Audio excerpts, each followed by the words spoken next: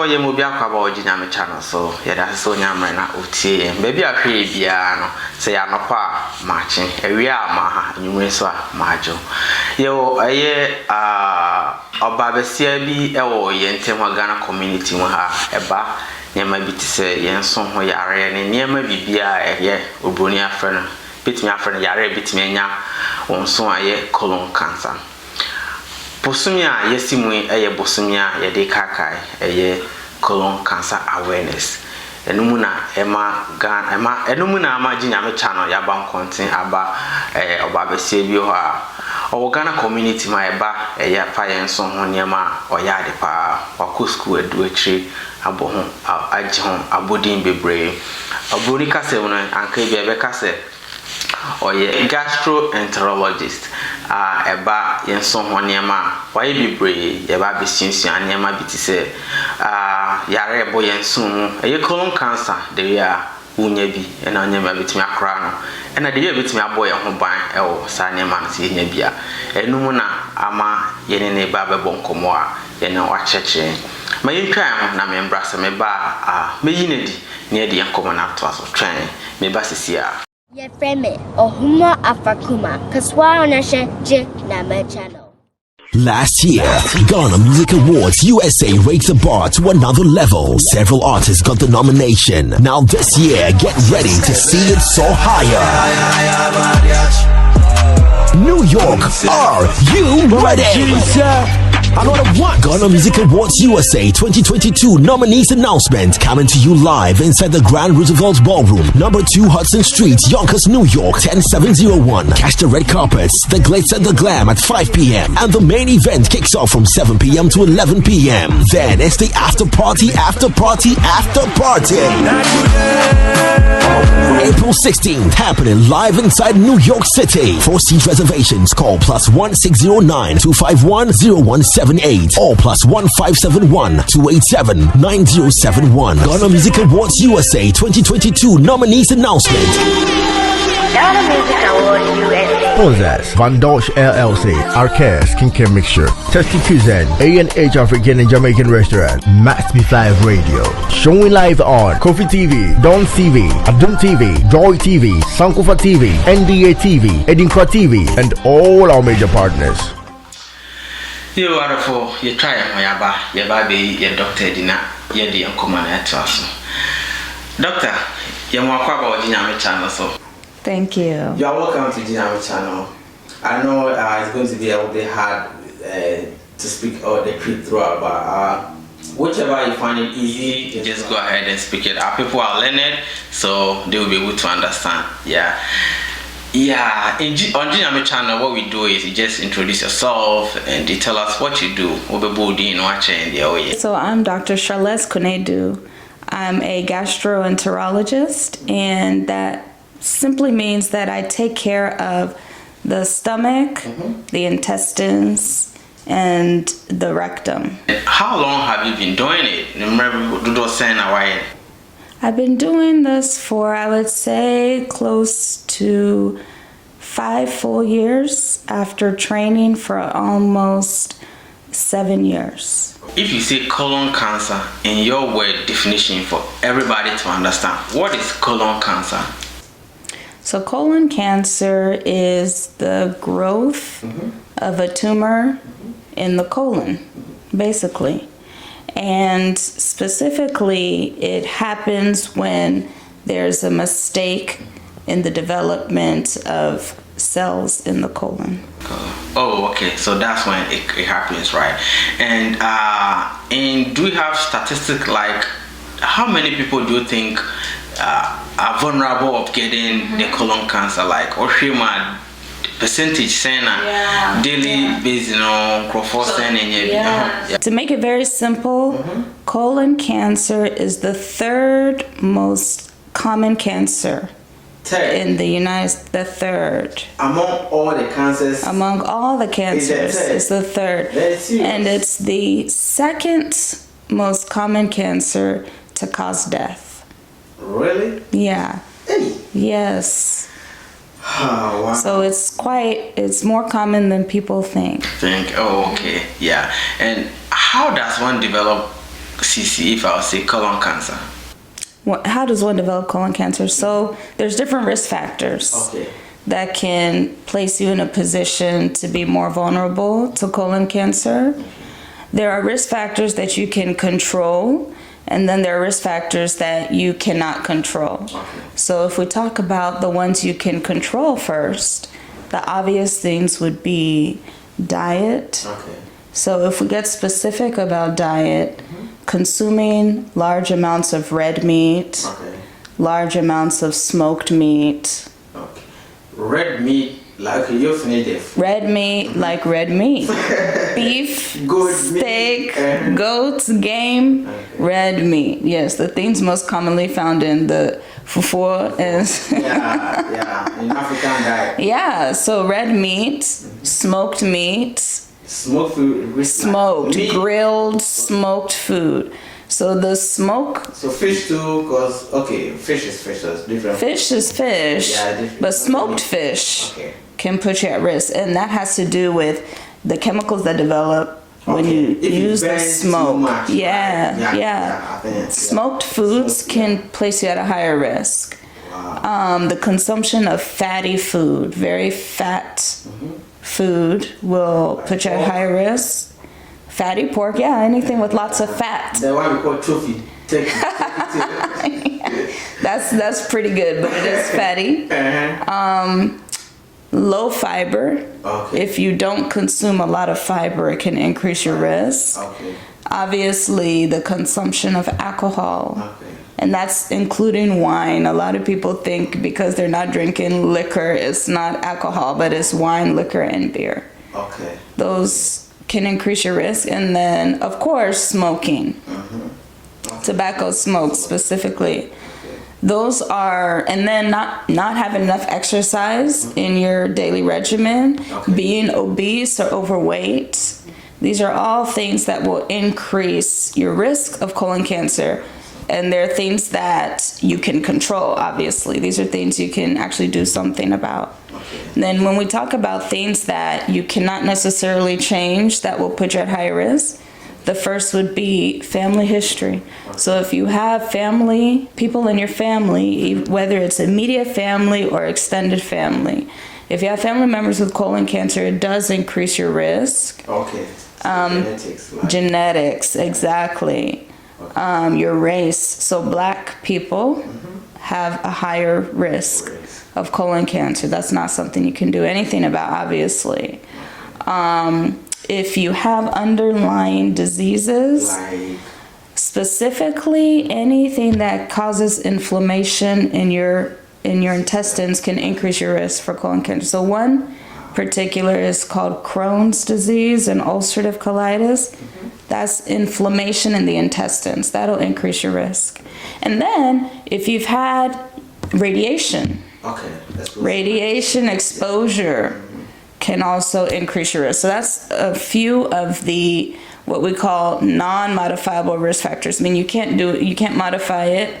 This is what you have been unlucky with, and it can increase your risk of colon cancer. So that's how I like to separate it. On the radiation, is it like X-ray radiation or chemo radiation? Chemo radiation. That's the other part. And you made mention of genetic. Like, can a kid be born with it? Children, or you need to be their womb? It's rare for a child to be born with cancer, but when I say genetics, I more mean that it's passed down in your bloodline. Well, it's not that you're necessarily born with colon cancer, but it's in your bloodstream, like you have some issues with your DNA that will put you at a higher risk to get colon cancer down the line. And is it curable if you get it? Absolutely. It's one of the things that it's one of the very few cancers that you can prevent from happening. So it's not one of those cancers that, there's nothing you can do prior to getting it. And that would obviously bring me to the methods that we can do to prevent colon cancer. So screening for colon cancer, meaning looking for it and the early signs of it before it overtakes your whole body, is extremely important. If you do appropriate screening, you can prevent it. But then if you have it before we were able to catch it, you can still cure it. You can cure it with surgery. You can cure it with chemoradiation, depending on how early it is detected. Okay. You made mention of the signs. What are some of the signs? It's like every disease has their own signs and symptoms. What are some of the signs that it will prompt me to know that, oh, I think with these signs I'm having, I think I'm about to get colon cancer until I go get screened? Yeah. How would I know? Say, if I'm high fever, how would you detect it and send for at least? So interestingly enough, colon cancer often presents with no signs.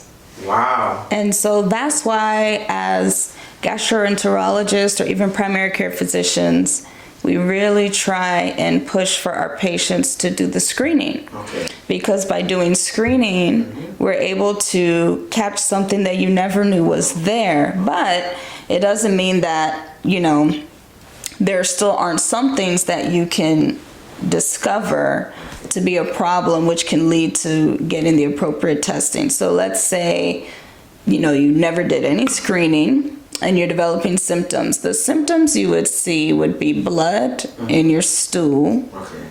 You may all of a sudden have a change in your stool, so diarrhea, constipation. Okay. You may start losing weight. Okay, that's some of the signs. You may develop pain in your abdomen. You may even start becoming anemic, meaning when you go to your doctor and they check your labs, they do your blood count, you have a low blood count, they don't know why. Okay. That could be a sign of colon cancer. Oh, okay, good. And when we come to the prevention, how can one prevent it? Yeah. Yes. The number one way to prevent it is get your colon cancer screening. And is it done yearly or?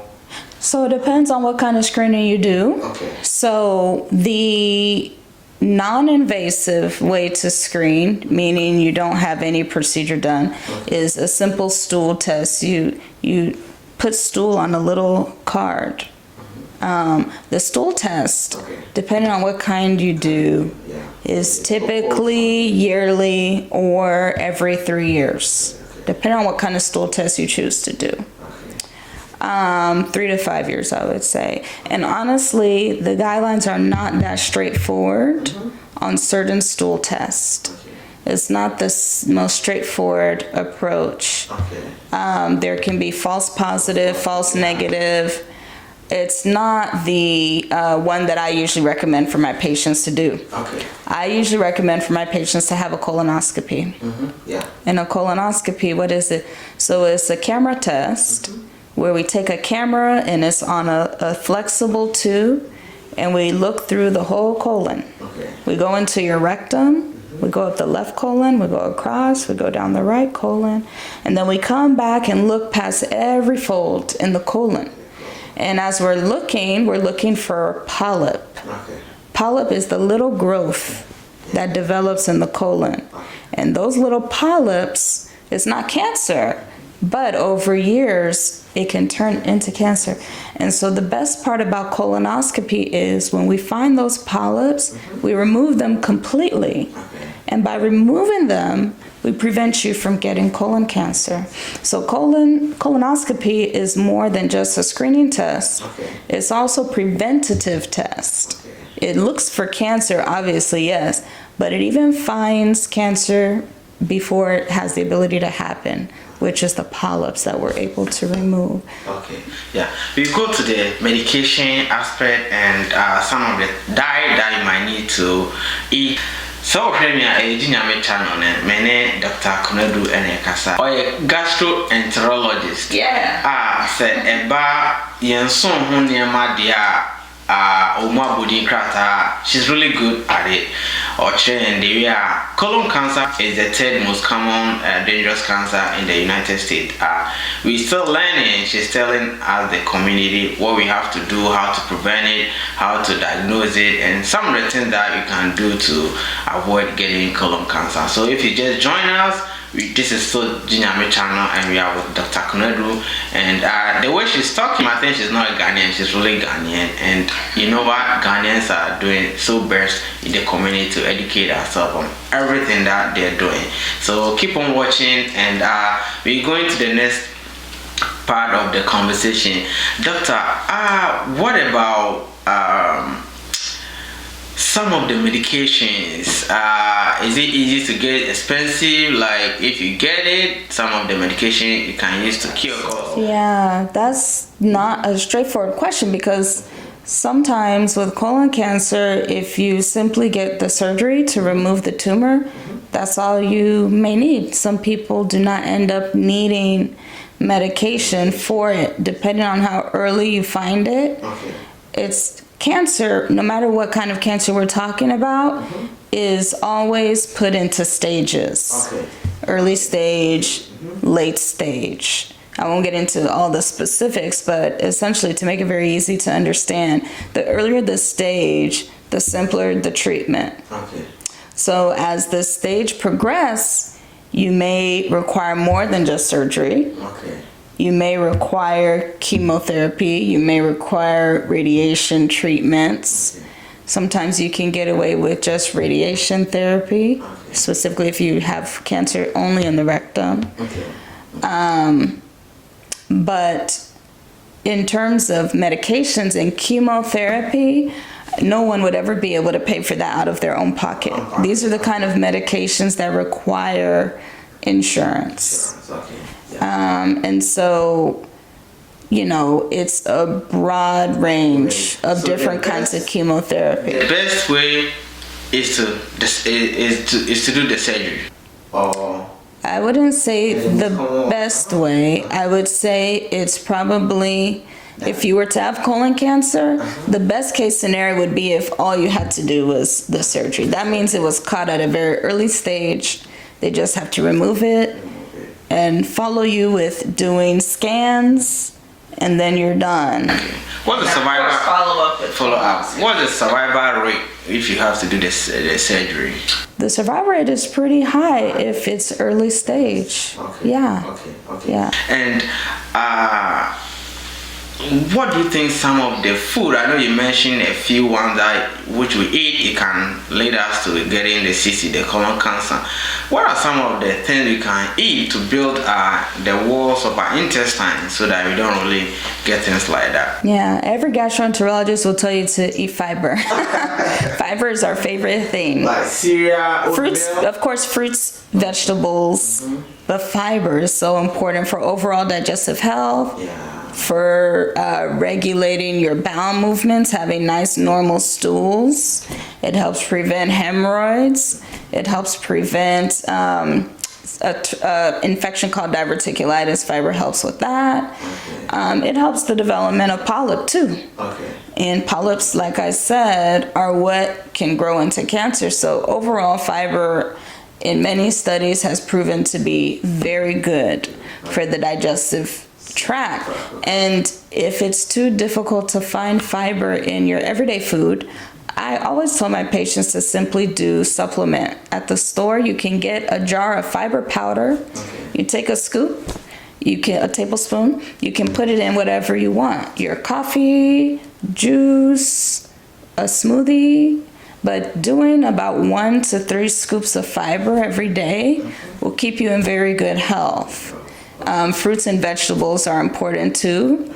If you are a meat eater, more fish and chicken is always going to be, preferable over red meat. Okay. Okay. Yeah. So, and then just trying to limit your processed food. Fast food and Okay. boxed food and frozen meals. Those all have all kinds of preservatives and chemicals in them. The fresher foods that you can consume, it's always going to be better for your digestive health. Okay, yeah, good. You mentioned of fiber foods. I know sometimes this makes you a bit gassy and all that. Can somebody say the earlier detection, like definitely if you eat those fiber foods, they're gonna make you gassy, you're gonna fart. That one it's normal, which everybody does that. So if you fart and the smell is really bad, does it mean you have a bad stomach, or does it mean since you deal with intestine, you know more about it? This is one of my favorite questions, is where did the smell from farts come from? It comes from the breakdown of the chemicals in your gut. Okay. But sulfur. Sulfur is what creates the smell of farts. So when, farts are supposed to smell bad. I've never encountered a good smelling fart. If it doesn't smell bad, which is not a good one, right? If it doesn't smell bad, you're lucky, and your spouse and your family is lucky.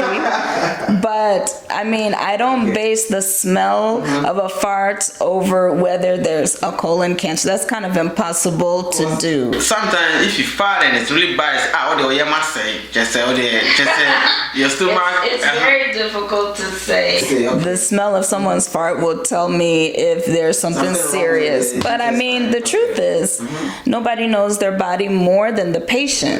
So if all of a sudden you notice there's a major change, let's say you haven't done anything different, but you're more gassy, you're more bloated, your stools are different, they're changing in color, or they're more loose, they're not firm anymore, or if they smell different, that's all reasons why you should never be shy to let your primary care doctor know, or ask to see the gastroenterologist, because it could be so many things. It could be maybe you're eating something that your system does not like.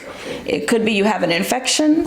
It could be that, colon cancer, So this is why I say whenever you notice any kind of change in your normal bowel patterns, you should always take the initiative and go be seen by your doctor. Yeah. Thank you. And this is Nyame channel, and we're with our Dr. Konedu here, and she's telling us more about our intestine and colon cancer. This month is a month of creating awareness for colon cancer. So that's what she's educated the Ghana community about, how to keep our intestine safe, some of the food that we have to eat, and lifestyle that we live, which can affect our colon. On my next question, sometimes if you eat this fiber stuff, it still give you the gassy. If it comes and you don't want to give it out, you just keep it. Does it affect your intestine or your body itself? Or well, first of all, you can try, but it's gonna come out one end or the other end. So, and no, holding in your gas is not going. It'll probably cause pain and cramping. Yeah. You always have to give it out. Yeah. So when you retain gas within your gut, you will likely get bloated, and you'll get pain and cramping within the intestine. So it doesn't feel good, but it's not necessarily going to cause a disease to occur within your intestines. Yeah. Okay. So if the fat comes, ultimate time, but just a them why gas Dr. Mill say now if it come out, now say the smelly one. If you're breathing, is it going to affect your body? Yeah, like your breathing system, or just normal? No, it's not going to cause any infection or anything in your breathing, your airways. Yeah. No, it won't. Then couples, they can play with it. It's not going to affect anything. It's part of the playing system. Okay, I know I don't have too much time, and I have to so thank you for your time. We're about to end our discussion. Do you have any advice for the community when it comes to colon cancer? Anything? Yes, what I always try and educate the community, especially the Black community, is please get screened for colon cancer. So let me go down the line of who should get screened and when you should get screened. Both women and men should be screened for colon cancer. There are so many people that think only men get screened. No, both women and men. If you had an option to choose between a stool test or a colonoscopy, as long as you're getting screened, that makes me happy. But like I was saying before, colonoscopy is the test that allows us to actually prevent colon cancer and find polyps and remove them. So it is something that most gastroenterologists would prefer that you do. Screening should start at age 45 for everybody. It used to be 50. Okay. But they've lowered it to 45. And for black people, it was always 45, or for many years it was 45, but a lot of people didn't know that. Okay. Now everyone is 45 because they're finding cancer in younger and younger people. Wow. And in black people, colon cancer happens at younger ages than white people. And more black people die from colon cancer compared to almost any other minority group. So it's more aggressive, it's found earlier, and more people die in our community. So it's so extremely important for us to know that getting screened can prevent that. And very important for us to know that 45 is when you should go. If you have anyone in your family with colon cancer, first degree relative, second degree relative, you should do it even earlier than 45. Okay. You should do it at 40. 40, okay. And so these are just, it's not something I expect every primary care doctor to tell their patient. Okay. But I try to give that education out to my patients, and even tell my patients to tell their family members. If I find colon cancer in a patient, I always ask, do you have children?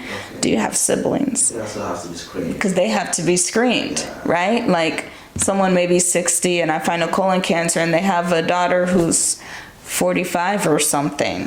You know, I mean, they had that kid very young, but either way. So I always ask, like, do you have children? If not, do you have siblings?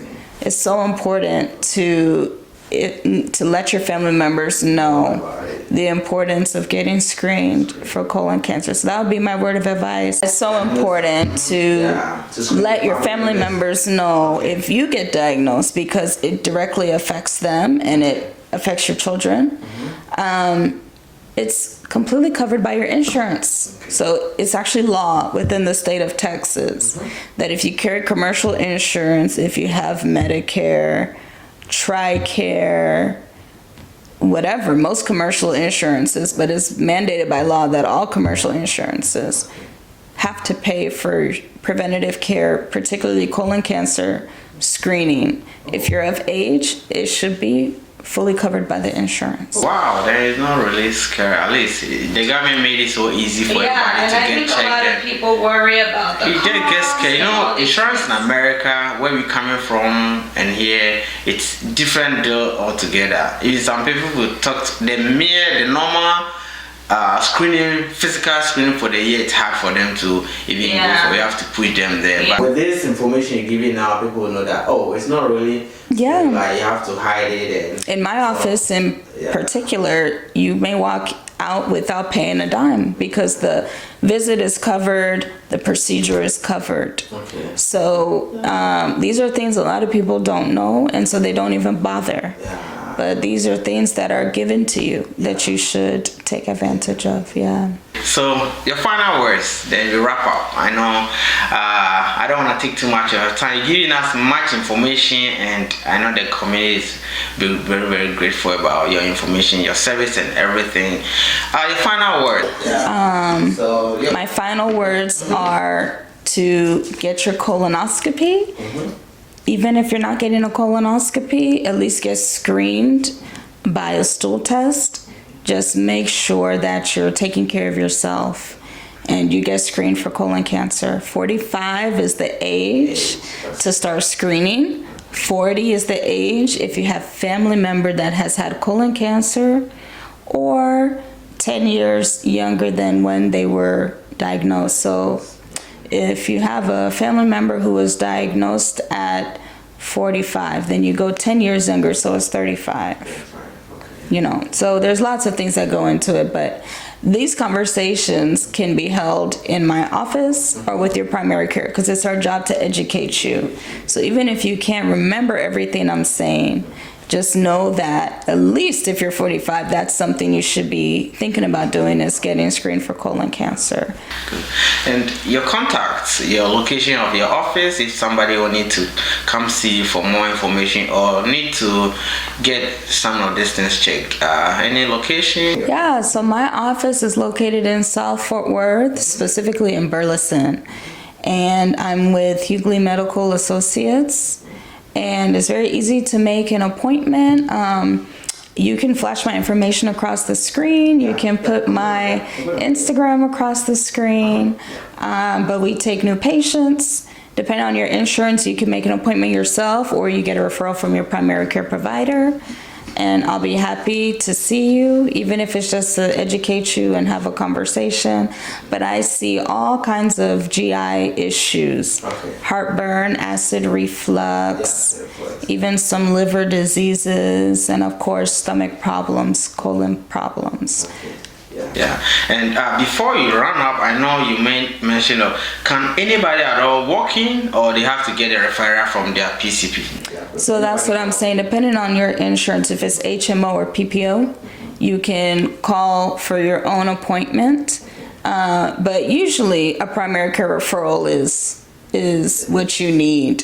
It helps me have some background information on your other medical problems.